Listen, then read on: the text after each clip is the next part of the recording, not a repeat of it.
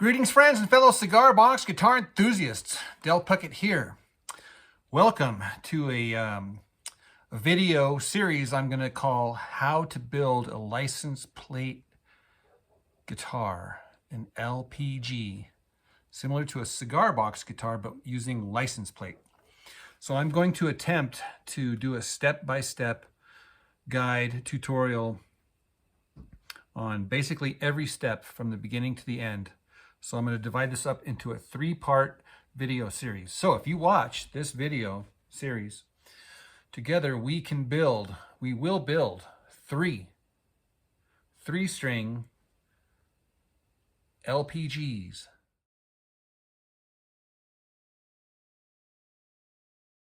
First things first is to acquire all of your stuff. So because we are in Route 66, figured that would be an appropriate one, because Albuquerque, New Mexico is the balloon capital of the world, and we are entering into balloon season. I figured that would be appropriate. And then the John 316 to match my John 316 cigar box guitar picks. I like that. Next is you want to acquire, obviously, the lumber that you're going to use. I have plenty of long boards that are, actually you can get them any thickness that you want. I opted for the 2-inch or the 1x2. And then this part is very critical. Using a miter saw. If you don't have a miter saw, where is that square that I used? Oh, dang it. I set it down somewhere. Uh-oh, here it is. Yeah, okay. I never really knew what this square was for. And now I do, because you can line this up here on your thing and get a nice 45 right there. So, my gosh, this thing here. I've just been kicking this thing around my workshop, and today I finally use it. Finally! No, I've been using that guy, the miter saw. Actually, it's a good double check. You measure it with that, you get your 45, and you come on here to the miter saw, set it to 45, and sure enough, man, they line it perfectly. So what that does, and what I did, is I laid them out and I just measured them so that the box, or the not the box, the plate would come right up to the edge there. And I just measured it, and then I measured the other one, made sure they all overlapped, so it would get nice. Plenty of budget to screw the wood into these holes right here. But I wanted to make sure that I had plenty of. That's why they're a little bit thicker. So, and like I said, I have budget to move these things around. And because these things are so thick, right? I've learned to do all of your drilling before you glue it, because once it's glued, you can't get the drill in there. It's just hard to get the drill in there because the drill is too big. So you're going to want to drill, and remember we're talking about components. You're going to get all your components. Now I recommend getting all your components from cbgetty.com. There is a affiliate link in the video description below and a promo code for all this stuff. Except for the wood and the license plates. You can probably get license plates over there. But you know me, I just make sure that I have fret material. Make sure you have the tuners. You don't have to have all of this stuff to get started. You can actually get started without this stuff. But you know, obviously you'll order this stuff, and pickups. You know, and there's a lot of design that's going to be going into it at this stage. In other words, you want to measure everything out. And so that's what we're going to do in this video here. We are going to, from the basics. And the first basic is get your stuff. Get your stuff together. And there's a fly in here that I'm looking to get that fly. Let's see if I can get him like so. Yes, sir. Got him. She gone. Okay, pickups. You're going to decide your pickups. You're going to decide string through, hinge. How are you going to do that? Now, I'm looking at this thinking, what the heck am I going to do? And so I kind of roughed it in my mind. So I'm going to do a string through here so that the strings are going to come up through here.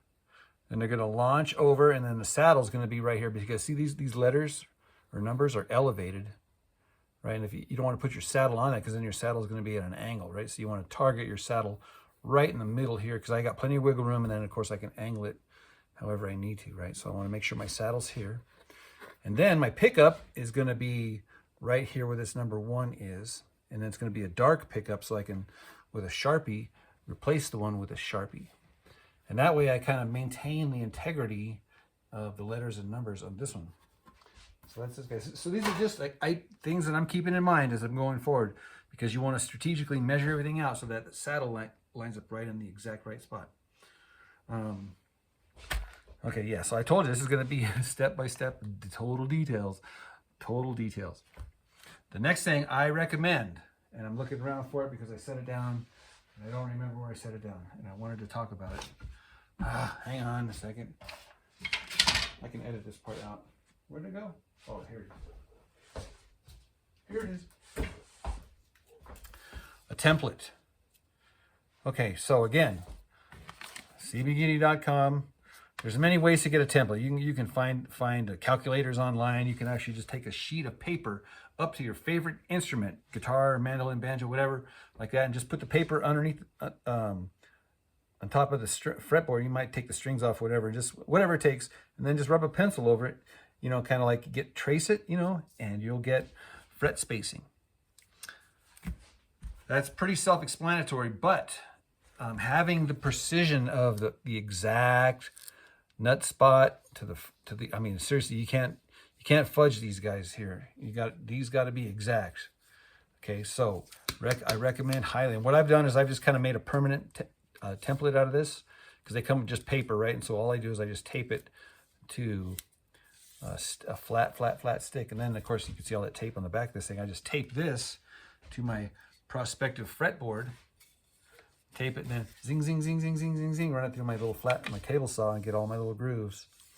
Again, we'll cover this in detail at a later point in time, but right now I just want to talk about gathering your stuff, thinking it through strategy-wise, the layout. Now I'm doing 3 at a time, so I'm going to concentrate on one. So what I did, like I said, we determined. Hang on a second. Another thing, if you're working on multiple instruments, keep everything separate. I got the John 316 over there, I got the Route 66 over there, and I got the, which is this one that goes here, hang on. See, I'm already getting confused here. This one, yeah, this one all goes together. The hot air balloon. A hot air balloon. So we're gonna work on the hot air balloon, and the reason being is because I had already cut the fretboard for this guy already. So this is another thing, part of your materials acquisition is your neck wood. Now this wood here has to be perfectly straight. Okay, straighter than straight. And hardwood. Same thing for your fretboard. Your fretboard needs to be, doesn't have to be, but it's best if it is, hardwood. And what I've done is I've gone and I've marked it with a little piece of pencil where I want the edge of the fretboard to exist. Boom. Now this fretboard is same thing. It's a 1/4 inch thick by 2, and it matches perfectly with this 2-inch 1x. Okay. And like I said, I already grooved these things here. I'll show you how to do that. And then you're just going to, oh, and I also measured, yeah, this is what I want to talk about here. So I took the top, keeping in mind where that saddle is going to go. So this is a 23-inch scale fret spacing fretboard. So that means the instrument is going to be a 23-inch scale instrument, and it's going to be 23 inches from the nut or the 0 to where the saddle goes. And I like to mark this thing here where the saddle is. Now, typically, I put my piezo right underneath the saddle. But this being a license plate guitar, you want to get some resonance of the top. So I might move my piezo back just a little bit so I get some of this metal to start vibrating first before it hits the piezo. So I measured this out so that my saddle, and you can see where the marking is right there, saddle is in alignment with the angles of this hot air balloon. So the saddle will be at the same angle as, and again, it's all flat right here. So that's where I wanted the saddle, which means the strings are going to come up over here out of the way of the other hot air balloon. So the strings will come through here, launch over to the saddle that's angled at the same angle as that. And then my pickup over here could be anywhere because I have all this room, right? So again, this is just the layout, guys. This is just kind of acquiring your parts.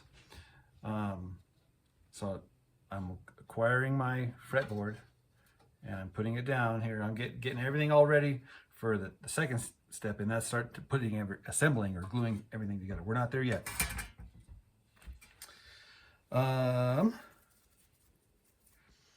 Okay, so now let's move on to the next steps. Okay, we've got all of our materials together.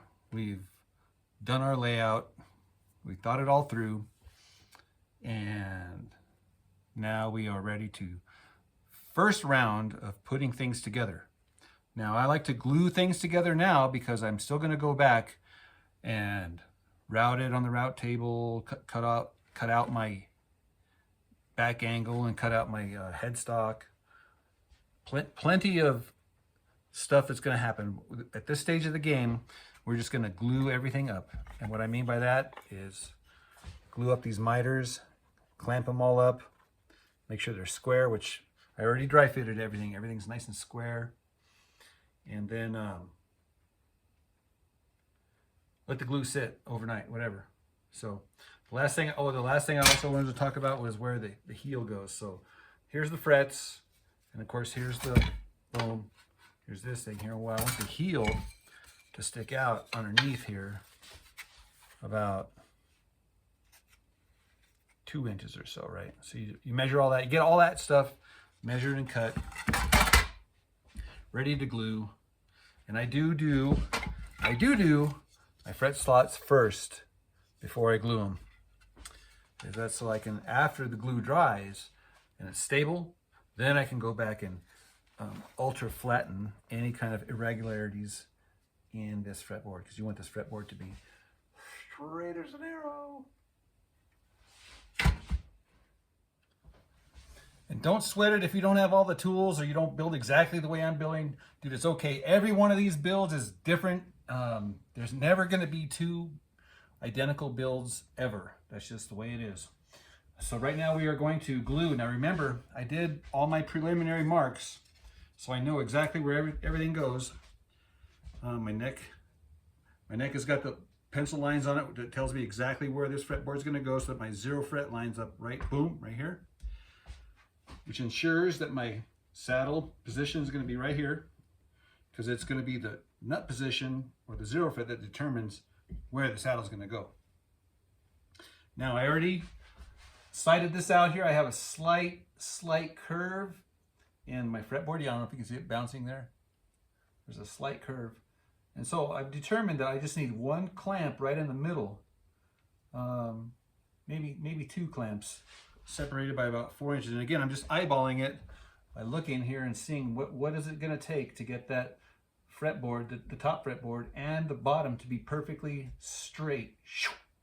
And this one actually is going to be easy. Normally you put clamps all the way along here, but on this one here, all I need is just 2 clamps right here and it'll be perfect. And I'll have positive contact. Make sure you clean both sides, this side here and this side here. Sand it and make sure there's no debris or anything like that. And then it's just a matter of gluing. Now I'm very generous when it comes to my glue. I put a lot of glue on. I do kind of let it get kind of tacky just a little bit before I put it together. It just prevents, shifting you know, and having to readjust it while it's drying. So, and then it also reduces the amount of spill out as well. So just get it just a little bit tacky, and then clamp it up. And then obviously you're going to wipe up your spillage and then realign it. Now because these are the same thicknesses, I just use my fingers to run it back and forth. It tells me when I'm exactly in alignment. And this one's going to be perfect. All right, I got a flat surface here. This is a piece of like marble or granite, something I found laying around. I just want to make sure I had a flat, clean, plain surface. And of course I just put a paper towel there because I knew I was going to get some spill out, whatever. And then glued liberally all four corners. And then just I didn't have a clamp that was big enough. It was just barely, this guy here, this clamp was just barely small, too small to get that guy. Would have been perfect. So anyhow, I just had to kind of sit there and hold it with my fingers for it to dry. So anyhow, they are very tight corners. And then I went ahead and double checked my measurement. And sure enough, look at that. So now we just let it dry. And the same thing with the neck. I got the fretboard glued and clamped. And I clamped it just to make sure that the fret plane was going to be perfectly flat. This is just eyeballing it, but it's pretty darn good. And then I use a wet cloth to get some of that spill out. Need to hit it again. And then next up, I'm going to glue up the heel. That's next. All right, so a couple of days have passed, and yes, I did trim my beard, and I got a haircut. So I'm looking kind of stylish, guys, ain't gonna lie. I did glue up the heel, and so now I'm going to use my router table and route off the back of the neck, and then I'll use my table saw and cut this down to the thinness so that the tuners can stick through here. So that's what's next. Real quick before I forget, as far as the back angle goes, normally I trim this down here to match the thickness of the cigar box guitar top. But since this thing is so thin, right, I'm not going to need to do that. So I will cut a back angle, but it'll only be back here. Does that make sense? Up here I won't have to trim. So my angle will be back like that. All right, so I do have the thickness here correct. And I went for that little arrow flange there. Again, this is just the saw blade. The curvature of the saw blade, I just kind of leave it there just to kind of create the illusion of a truss rod cover. And then I use the router table to route the backside here. Now I'm going to go back and file it and sand it and get it contoured correctly. And then also the back angle here, you can kind of see it's thicker here, and it goes down to thinner in the back here. So that's kind of a what do you call it? Kind of a trick there. Gosh, and that this is gonna be a beauty, dude. I might have to paint the headstock kind of that Daphne blue or some sort of blue just to kind of match the license plate here. Let's see here. Oh yeah, I did want to show you one other thing here real quick. I did glue these little spacers in here, and that is so they're to line up with the holes here, right, so that I can screw into the wood on all four corners there. I was cutting it close without those little spacers. It was going to be a close call. And then I also marked here where I'm going to route the round off those corners here. I don't want any sharp edges, right? I want this thing to be smooth and round, and yeah, we don't want anybody, because that actually is a sharp corner. Poke your eye out with that thing. All right, so now we're going to bust out the Shinto rasp. Yeah, this rasp here, I've had it for so long and it's still as sharp as it was the day I got it. It's like these little hacksaw blades. They're all like networked together. And man, this thing is brutal. It's got a coarse side and a fine side. So now we're going to spend hours and hours and hours and hours contouring the neck. Okay, so that's it for this video, guys. In part 2, I'm going to show you a little bit of another project I have going on here that is kind of it's making my back sore. Don't forget, guys, you can get all your cigar box guitar parts and your license plate guitar parts at cbgiddy.com. If you use my affiliate link and promo code, you'll get discounts and you'll help support this channel. All right, guys, cheers. We'll see you in the next part 2, the next video. We'll see you.